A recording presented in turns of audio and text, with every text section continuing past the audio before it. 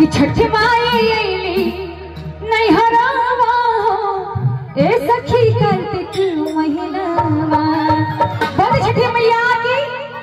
खड़े हो जाइए दीदी, अब के भूल नहीं होगी, अब खड़े हो जाइए क्योंकि पता है कि भाभी इधर है, आप दीदी हैं और जितनी भी भाभी हैं सभी लोग खड़े हो जाइए कि छठी माई अइली नहीं हरावा